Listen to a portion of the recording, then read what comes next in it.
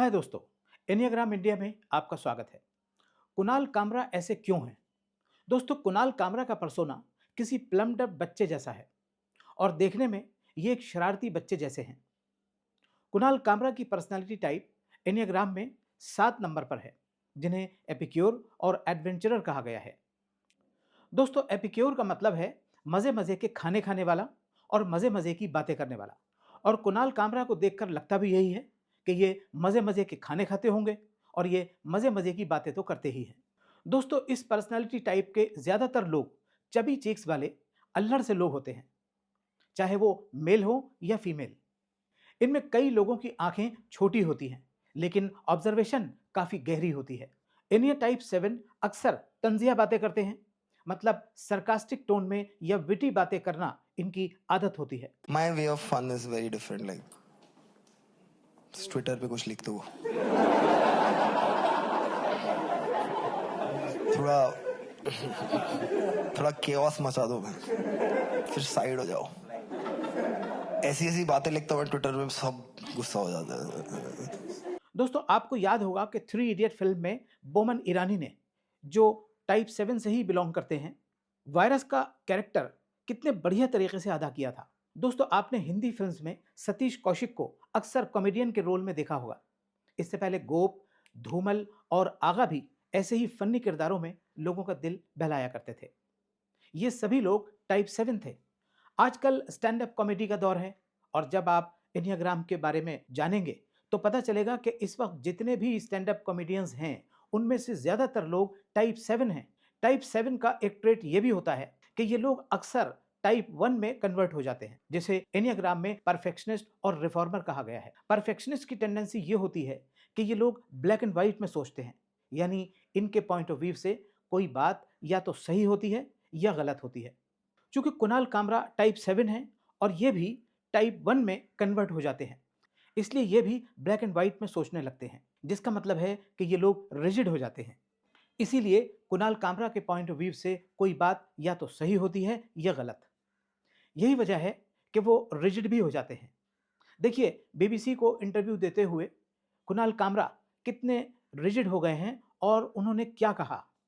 आपको लगता है कि कॉमेडी या पॉलिटिकल सटायर करना बहुत मुश्किल हो गया है?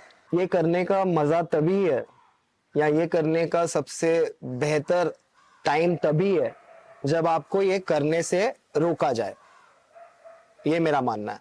उनकी जो भी आइडियोलॉजी हो, लोगों के नजरिए से वो सही हो या गलत, लेकिन खुद उनके नजरिए से उनकी आइडियोलॉजी सही होती है। यही वजह है कि वो बहुत से लोगों की इस डिमांड के बावजूद कि कुणाल कामरा को माफी मांगनी चाहिए, वो माफी नहीं मांग रहे हैं।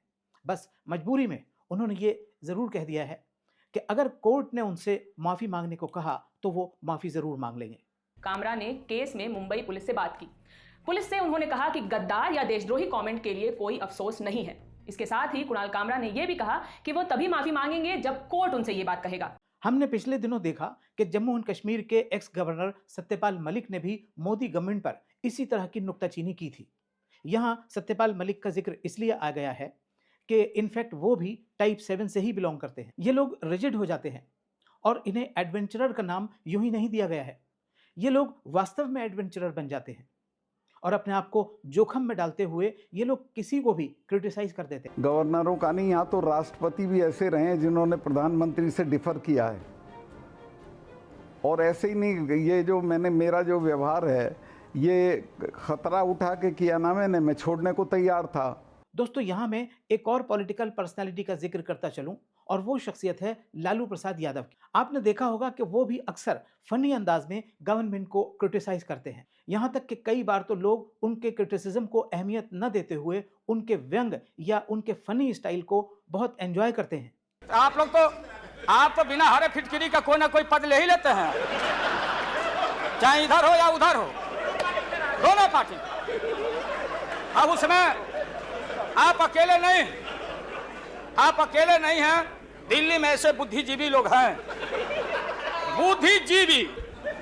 बुद्धि नहीं है लेकिन बुद्धि से जी रहे थे। तो खैर छोड़िए इन बातों को, ज्यादा आपको टॉर्चर करने की जरूरत नहीं।